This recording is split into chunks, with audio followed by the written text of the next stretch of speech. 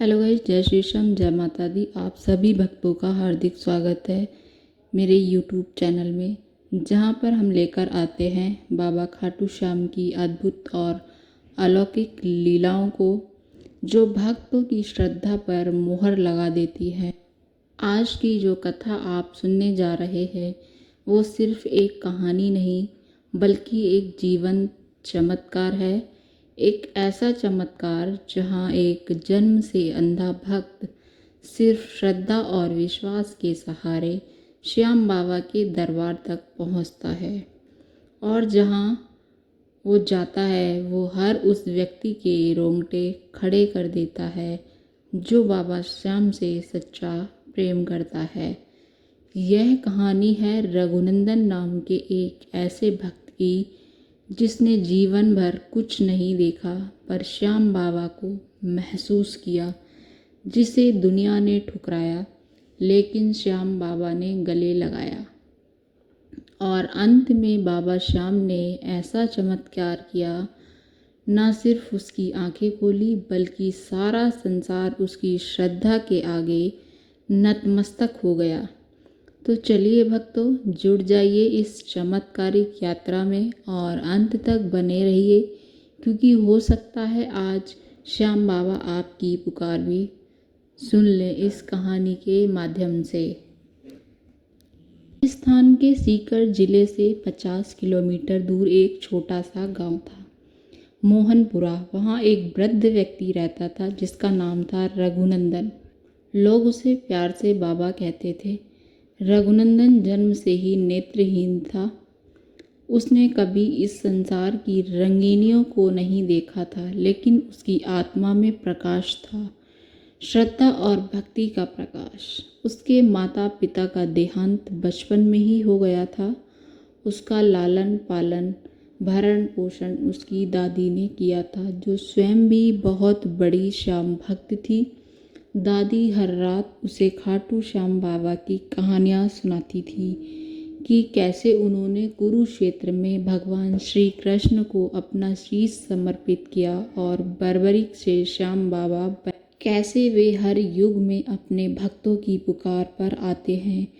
रघुनंदन इन कथाओं को सुनते सुनते सो जाता था, लेकिन उसके मन में बचपन से एक गहरा सपना जन्म ले चुका था। क्या मैं कभी बाबा के दर्शन कर पाऊंगा?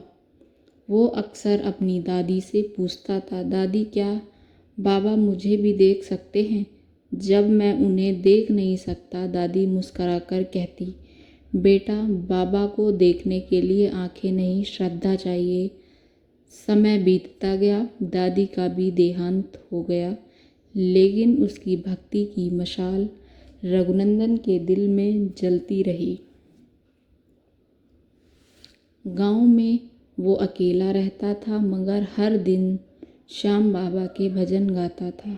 मंदिर में जाकर घंटों बैठता रहता था और कहता था, हे बाबा मेरी आंखों की जगह तू मेरे दिल में बस। रघुनंदन का जीवन बहुत कठिन था। वो भीख मांगकर अपना पेट पालता था। कई बार लोग उसे दुत्कारते रहते थे, लेकिन वह कहता था, मैं बाबा का भिखारी हूँ। जब तक उनकी मर्जी नहीं है तब तक ये जीवन चलेगा। गांव वाले उसे पागल समझते थे। कुछ दयालु लोग कुछ उसे खाना दे देते थे, लेकिन अधिकतर उसका मजाक उड़ाते थे। अंधे बाबा को क्या मिलेगा खाटू जाने से? इतनी दूर कैसे जाएगा? और अगर पहुंच भी गया तो देखेगा क्या? श्याम बाबा सबके नहीं होते, ये बस दिखावा है। लेकिन रघुनंदन कभी टूटा नहीं। वो कहता था, श्याम बाबा एक दिन जरूर आएंगे, मुझे पता है। मैं उन्हें नहीं देख सकता, पर वो मुझे देख रहे हैं। हर साल खाटू धाम की यात्रा होती थी, लेकिन कभी पैसे की कमी, कभी बीमारी और कभी लोगों को असहयोगिता के कारण रघुनंदन रह जाता था। एक दिन उसने अपनी लाठी के सहारे अकेले निकलने की ठान ली, लेकिन कुछ दूर चलते ही गिर पड़ा। गांव वालों ने फिर से उसका मजाक उड़ाया, बाबा अब तो छोड़ दो ये सपना, ये तेरे बस की बात नहीं है। उस रात उसने रोते हुए बाबा को पुकारा, हे श्याम, तूने अपने शीश का दान किया तो क्या मेरी आँख नहीं दे सकता? मैं सिर्फ तुझे एक बार देखना चाहता हूँ, बस एक बार। कुछ दिन बाद गांव में एक कीर्तन मंडली आई। पूरे गांव में भक्ति की गूंज फैल गई। गांव वालों ने खाटू धाम की यात्रा का आयोजन किया। रघुनंदन की आत्मा हिल उठी। उसने लोगों से प्रार्थना की, मुझे भी साथ ले चलो, मैं बाबा के दरबार जाना चाहता हूँ। लोगों ने साफ मना कर दिया, बाबा तुम अंधे हो, चल नहीं सकते, तुम्हें वहाँ कौन संभालेगा। रघुनंदन फिर भी नहीं माना।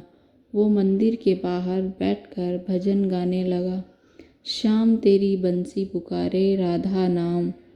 तभी वहाँ एक सुंदर किशोर बालक आया। उसके माथे पर तिलक था चंदन का, और आँखों में करुणा और चेहरे पर दिव्यता। उसने रघुनंदन का हाथ थामा और, बाबा चलिए, बाबा श्याम ने मुझे भेजा है, मैं आपको उनके दरबार ले चलूँगा।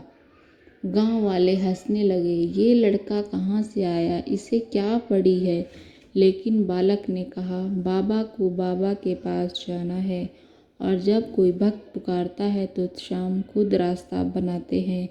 बालक ने रघुनंदन का हाथ थामा और दोनों यात्रा पर निकल पड़े। यात्रा कठिन थी, धूप, धूल, पथरीले रास्ते और थकावट सब कुछ था, लेकिन बालक हर समय रघुनंदन को संबल देता। वह उससे बाबा के भजन सुनाता और कहानियाँ सुनाता था और हर कष्ट को आसान बना देता था।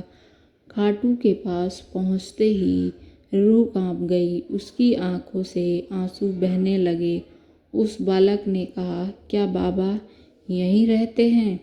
बालक ने मुस्कुराकर कहा, हाँ बाबा, अब आपका सपना पूरा होने वाला है। वे मंदिर की सीढ़ियाँ चढ़े। बालक ने कहा, आप आंखें बंद करो और बाबा को मन से पुकारो, आज वह तुम्हें खुद दर्शन देंगे। रघुनंदन ने जैसे ही आंखें बंद की और कहा, हे श्याम बाबा, आप मुझे अपने साक्षात दर्शन दो, तो मैं आपको उसके पूरे शरीर में एक तेज कंपन हुआ। उसके माथे पर किसी ने हल्के से हाथ फेरा और फिर अंधेरे में उजाला छा गया। उसने धीरे धीरे अपनी आंखें खोली और वो देख सकता था। उसने पहली बार रोशनी आई, पहली बार रंग देखे, पहली बार दुनिया देखी। उसने सबसे पहली बार बाबा का विशाल दरबार देखा था। चंदन की खुशबू, भजन की गूंज, श्रद्धा की भीड़। लोग चौंक गए। पुजारी दौड़कर आए, ये तो वही अंधा बाबा है जिसकी आंखें नहीं थी। ये चमत्कार कैसे हुआ? रघुनंदन रोते हुए जमीन पर गिर पड़ा। हे बाबा, तूने मुझे वो दिया है जो पूरी दुनिया नहीं दे सकती है। रघुनंदन ने तुरंत उस बालक को ढूंढा जिसने मुझे यहाँ तक लाया है, जिसने मेरा हाथ थामा है, लेकिन वह कहीं नहीं था। भीड़ में किसी व्यक्ति ने कहा, बाबा, वो बालक तो नहीं, किसी ने नहीं देखा। लेकिन पुजारी बोले, श्याम बाबा के दरबार में कई बार ऐसा होता है, जब भक्त की पुकार सच्ची हो तो बाबा स्वयं किसी रूप में आकर उसकी सहायता करते हैं। रघुनंदन समझ गया, वो बालक नहीं, कोई साधारण व्यक्ति भी नहीं था, वो स्वयं खाटू बाबा मेरी सहायता के लिए धरती पर आए थे। रघुनंदन ने वहीं खाटू धाम में सेवा शुरू की।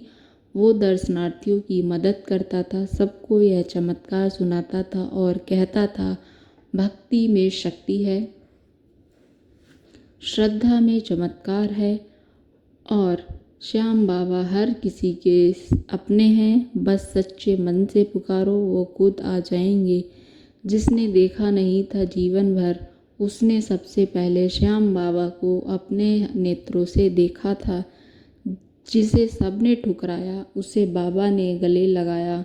ये है श्याम बाबा की लीला, जहाँ चमत्कार सच्ची भक्ति पर निर्भर करता है। अगर आपको ये मेरी कहानी पसंद आई हो तो वीडियो को लाइक करें, शेयर करें और चैनल को सब्सक्राइब करें। और मैं मिलती हूँ आपसे अपनी अगली वीडियो के साथ। जय श्री श्याम।